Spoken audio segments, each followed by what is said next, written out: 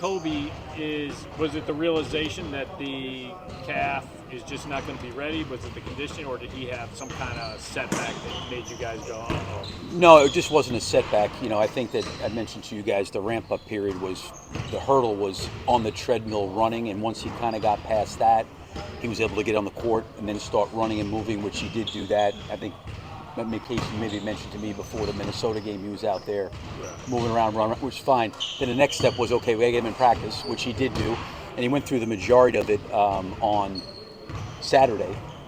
But I think coming out of that practice, he felt tightness again back there, So until he can get that removed, because I think that's probably what ends up happening is once it's tight and he keeps pushing through that, that's where the problem's going to occur. So it's like when he was on the treadmill running, it wasn't like it was a setback. I mean, he's pretty conscientious about saying, okay, this is bothering me, and we stop. It's the same thing in practice. He went through some of it and he said, you know what? He told the medical staff, this is tight. So until he can get past that hurdle on a consistent basis, because I think we had talked about the minute restriction for him was going to be hopefully between 20 and 24 minutes, but we're not even at that place right now until he can get on the court and at least play without any significant tightness in his calf. So is he being shut down now? What's he going to be up to these next they'll certainly shut him down in terms of the running and the cutting, because that's just going to aggravate the tightness more, but the loading part in the weight room and the treatment and all that stuff, he'll be very, very active. I think I mentioned to you guys, my concern with the time that he's been gone is just when you have a lower leg extremity injury like that, it's just hard, even though he's doing everything he can do from a conditioning standpoint. It's just not the same as playing and banging and going against guys. So he won't be shut down where it's like, hey, he's in a boot or he's in some kind of device to protect his leg. There's none of that. It's just a matter of they've got to get back in the weight room and he's got to try to continue to re-strengthen it, and then letting that area calm down and try to build strength back up in it. And then when the time's appropriate, put him back on the court again, see how he does running around and see if that occurs again. But, we kind of got up to a couple different roadblocks with the treadmill situation, because he doesn't really necessarily have any pain. It's not like he's walking around with any pain. It's just the issue is that when he gets to this ramp up at certain points, it bothers him, and so until we can get that rectified, and I know the medical maybe said it was going to be about 2 weeks to reevaluate him. We'll see where he's at after that. But he's not going to be shut down for 2 weeks. He's going to still do stuff. Do you have kind of a game plan? I know you don't like to share lineups necessarily, but how do you approach not having him in the starting group? Do you have a preference in terms of Tre, what you're looking at? Yeah, I think this is kind of part of. I don't think we're any different than any other team. There's, you go into it before the Minnesota game and you're saying, okay, it's the last preseason game, last look at our guys, last look to establish identity, and we didn't really play great against Denver, and then you're looking at the totality of your team, and then all of a sudden you come out of that game and there's no Zach Collins, right? And you go in, as I mentioned to you guys after the thing, I was very, very optimistic with the way it was trending with Coby that, he was going to end up being available, and he's not. So I think for us, it's not even about the starting part to me as much as it more is can we collectively play to an identity for 48 minutes. And like I've said before, our starting lineups could change based on teams we're playing against, based on injury, who's in, who's out. Some guys may have minute restrictions. Nothing major, but you got Io's dealing with a thumb, and you got Patrick's kind of dealing with a groin. Nothing major, but like you're dealing with these things. So sometimes you go into games and things can realistically change, whereas a coach, you can have a plan, this is what we're going to do, but all of a sudden medical says, well, listen, this guy's on a minute restriction. Then it's like, okay, is it worth starting the guy, or is it worth bringing him off the bench? So I think you should look at the total 48 minutes. I'm not that wrapped up in who starts, quite honestly, as much as I'm wrapped up with can we sustain a level of play that we want to. Billy, I know the league is the league and everyone has to deal with it, but you guys, especially, a lot was made by our tourists of how you guys finished last year regular season, not the Miami game, but regular season. And it would seem like a quick start is dire for you guys because there's been so many poor starts to the beginning of the season. How disappointing is it for you then personally that, again, the schedule's rough out of the gate and you're going to be, kind of undermanned a little bit with whether it's Zach and Coby and... Yeah, I mean, for me, I feel bad for those guys. I really feel bad, for Coby and Zach in particular, just because one, they're obviously out. But the other thing, too, is those are two of our better workers. Right. I mean, I give Zach a lot of credit. I mean, the trade happens, and he's got 27 games with us, 28 games, and he didn't really have a ramp-up period to understand how we were playing stylistically. Now he has a whole summer, and he came back in great shape. And Coby's always been a phenomenal worker. I mean, you guys have covered him. I mean, he every year always seems to get better. So I'm disappointed for those guys. I think for us, it's 2 big losses, quite honestly. I think anytime you lose good players off your team, it definitely is an impact there.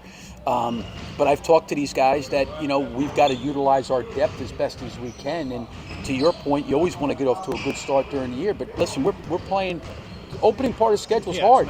It's hard. You know what I mean? And we got to have other guys that are going to have to step up and play. It is what it is. It's really control what you can control. This is what's in front of us right now. But at the end of the day, you're going to have moments in time in the schedule where you have injuries. There's going to be moment in time in the schedule. The schedule goes against you where you got 4 games in 7 nights, and there's going to be times where the schedule does favor you. So all these things are going to get thrown out, but you got to look at over 7 months for an 82-game schedule.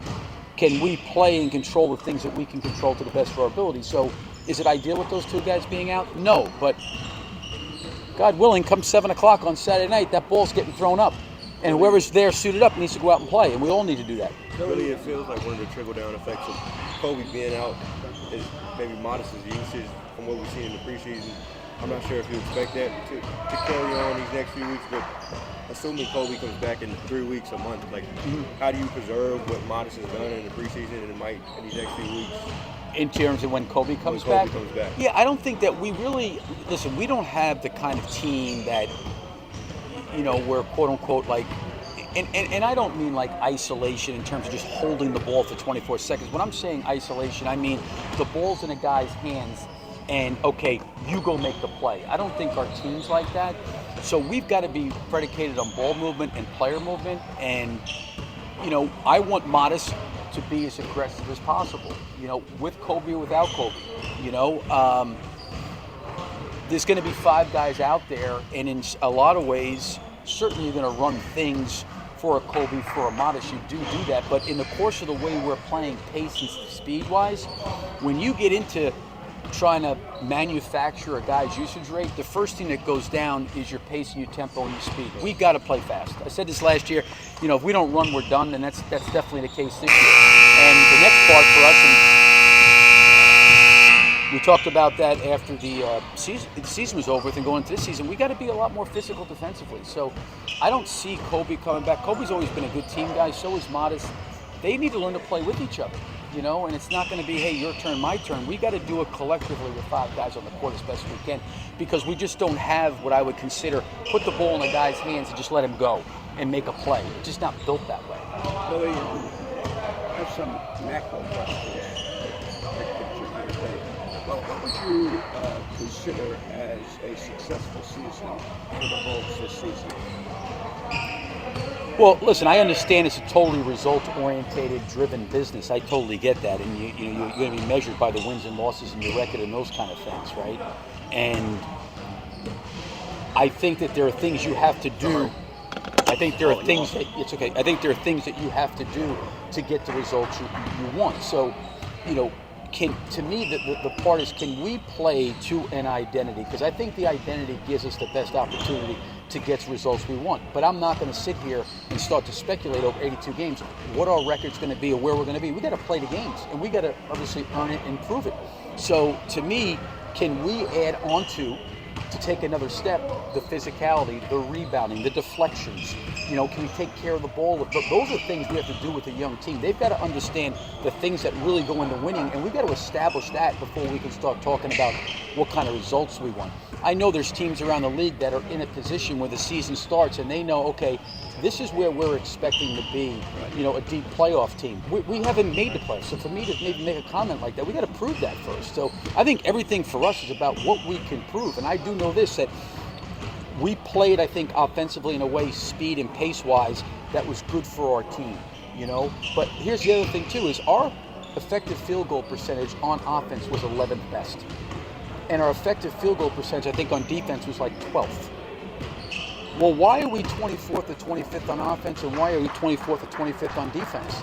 It's all the other stuff. It's the offensive rebound, it's taking care of the basketball, it's getting to the free throw line. Now, we've gotten to the free throw line a lot better this preseason. And I guess preseason, I'm not like throwing all the eggs into that basket, but We got to the free throw line a little bit more. We've been a little bit more active. We came out of the preseason 4th best in taking charges. Guys are trying to do that stuff, but for us to take another step, to me, the real, can we do the things physically that really good teams do? You know, and I think that's, to me, what I look at in terms of, it's hard for me, like, listen, I'm trying to win every single game. But the result part is hard for me to sit there and say, after 82 games, my expectation is to have this record, and this, and I expect to be here, and here. That's the goal, but we got to earn that before we can talk about expecting something like that. I have one even longer. You're here now 5 years. You got hired, I think, just before the season. Where, you know, so you have a long-term perspective. Where do you think this franchise is now, given the fact that you've been here 5 years and you've seen a lot of change and a lot of different things developing? Where do you think the franchise is? Well, I mean, and again, I hate, necessarily trying to rehash the past or go back, but since you asked about like where we are. You don't need to get into real specifics like we traded this guy, but just sort of as a ship moving forward. I think in the conversations that have taken place, clearly going into the second year at the trade deadline, my first year, bringing Vooch in, and then Lonzo and DeMar and Caruso and some of the guys we did, it was clearly we're trying to win now, right? That was definitely, that's what we're trying to do. And I'm not going to go back through that whole year, but at the point we're at now, what ended up happening was we kind of, whatever words you want to use, rebuild, pivot, retooling, it doesn't make a difference. Our team's totally different than it was when middle of my first year to start my second year, right? So now it's, okay, we got all these younger guys that clearly we're trying to build. And I know Joe had mentioned, about quote unquote the star player or whatever it is, and got it, maybe does Josh or Coby evolve into that maybe. But I feel like my responsibility of where we're at right now is I got to help these guys understand what really goes into winning and what it takes, right? And I do think stylistically, once Lonzo, we lost, and so much was on DeMar, and he was like unbelievable. But we really didn't play at a lot of pace. We kind of were up against an analytical number. We didn't take a lot of threes. And believe me, DeMar's one of the favorite guys I've ever coached, and I loved Zach. All those guys were wonderful, but as you pivoted out of that, where we're at right now, okay, we're going to play faster. We tried to do that last year. Okay, well, the next iteration right now, as you start to break things down, is we're here. So I think we're in, I don't want retooling, rebuilding. It's the second year of, can we continually move forward, about building out an identity that you feel like, okay, stylistically, this is a good system and style to play. And, listen, I don't know what Maz is going to look like 4 years from now. I don't know what Josh is going to look like 4 years from now. Obviously Vooch is 35 years old in a week. He's been around for a period of time. I don't know what Julian's going to look like, or Tre Jones. I don't know. But I like our guys competitively in terms of what they're trying to do, and we'll see how it all plays out. But I just think we're in the next iteration of what happened last year. Did you have enough time and enough games to know where your team could be in the state? I mean, I said this, I think, before the Minnesota or the Denver game. These guys have done a really, really good job in training camp from what myself and the staff have asked for them. They've been great. And, like I said, to me, we placed a huge part on putting our bodies in play and being more physical. We're trying to take charges. We're trying to do things. But the disappointing part to me in training camp in the preseason is not the way we've played as much as that we just haven't been whole, and I thought that was good last year. We kind of started the year somewhat whole. I think Zach came back and was really at a high level right away. It was kind of a summer for him where he was injury free, but we just haven't been whole. We've had a lot of guys in and out, and it's just kind of the way it goes. I mean, Coby has not participated other than one day on Saturday in practice, and Zach's obviously is now out for a period of time. So that part is disappointing, but it is what it is. And, no one feels sorry for us, and we got to have other guys got to step up and take advantage of the opportunity that's going to be in front of them. Thank you. Thanks, Billy. Okay. Coby ended last season, those 20 games or whatever. It seemed like you guys really got into a coexistence rhythm. How big of a gut punch is it that you know, you guys can't continue that for the start of the season. You know, not that he's not coming back at some point, but still, you guys had momentum, and now that momentum's halted right now. I mean, it sucks. Anytime any player's out, it's tough, and you never want to see a player injured. And I've been through it myself. I know how tough it is to sit on the sideline and watch. And obviously, Coby's such an important piece to what we do. And I felt like not just me and him, but him and the rest of our guys had a really good, strong end to the season last year. So I think that was obviously momentum we were hoping to build off come opening night on Wednesday. But injuries are part of the game. It happens, and the medical staff will take care of him. And when he's back, I think that momentum will pick up, fairly quickly from where we left off. What stands out to you as being the most kind of the biggest differences when Tre or Io or someone like that is filling in? Yeah, I mean, they're different players. Coby is kind of that go-to scorer, and when Tre or I or us other guards, are in the game, it's kind of a different look. And I guess at that point, when we've got guys like that out there, it has to be more by committee. More move the ball. We're not really. Billy's kind of harped on the fair, but we're not really an isolation team where we're giving it to one guy and let him go to work. I think our offense is best when it's out in transition. Then when we get stopped in the half court, it's ball movement, cut in, screen in, roll in, keeping the defense, occupied. So obviously, as I said, Coby's different to kind of most of our guys that we had in terms of you give him the ball, you let him go to work. So with him out, obviously we've had to adapt, and we've had training camp and these preseason games to work on that. So I think we're comfortable with it. We've got confidence in everybody in this locker room, so guys will be ready to step up. Getting downhill was such a big focus for you guys, especially at the last season. Coby's one of the main players that can do that. So does that change your role or expectations in terms of kind of getting that down? Not at all. I think we've got a very drive-orientated team. If you look around the board, especially from the guard front, a lot of our guys like to get in the paint, make plays. So it's been an emphasis for us, touching the paint, kind of a preseason. I guess when you're out in transition running, those paint touches come a lot more naturally. So, as I said, Coby's a big piece to what we do, but he's out, so we've got to, learn to deal with it, and other guys have got to step up, and there's probably going to be a lot more opportunities for other guys. So it's about taking advantage of that and holding the fort down, until he gets back. I know you're about the team and about winning, but do you ever set statistical goals for yourself individually at the start of a season? No. Never? No.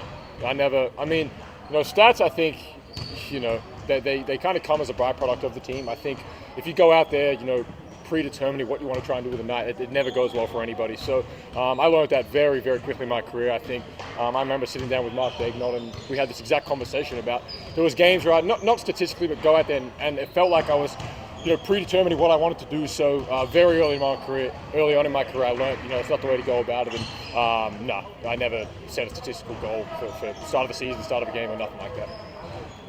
Thank you. Thanks, guys. Thanks, brother.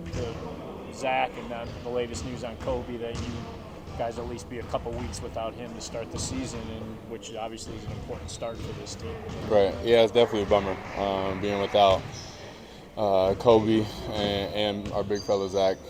Obviously, Zach had been with us in the preseason and everything, so he was in a good rhythm. We were feeling well, and obviously he got banged up there at the end. So that definitely is a bummer. But I mean, with the NBA season, it's a long season, and everybody has to stay ready. We know how NBA season goes. Any given night could be one or a few guys go out, and next guy just has to stay ready. And so that's how it is with this team. Depth is a huge thing for us with this team. So we have guys that are ready to step up and play for those guys, and we'll try to hold it down until those guys get back. Were you surprised with the news that it's going to be shut down for a couple of weeks, or did you guys kind of tell in practice Saturday? Yeah, I mean, it's good to see him up and moving, but Wednesday might be a bit enterprising, to say the least, that he'd be ready. I don't think we could really tell. I think it's just all about how he feels, and it's a long season, and so no reason to rush back if he doesn't feel fully like himself yet. So we only want him back when he's 100%, so he can give it his all for the rest of the season, hopefully, and just hit the ground running. Josh was just describing him as like a go-to scorer type that can really produce the offense on his own. Without having that, what does that mean for you guys as you kind of have to pick up the slack and score? Yeah, like you said, just picking up that slack wherever it is. It'll be on the entire team. I don't think it really falls on one person necessarily. Obviously, Coby was our main scorer after the trade deadline, and he's our go-to guy on offense. So it's definitely a huge blow for us. But everybody will be ready to step up and kind of fill that gap, as a whole. Does it have to be collective, or can there be one person that can rise to the top and do that? Yeah, I don't think it can be one guy that'll fill Coby's role on this team.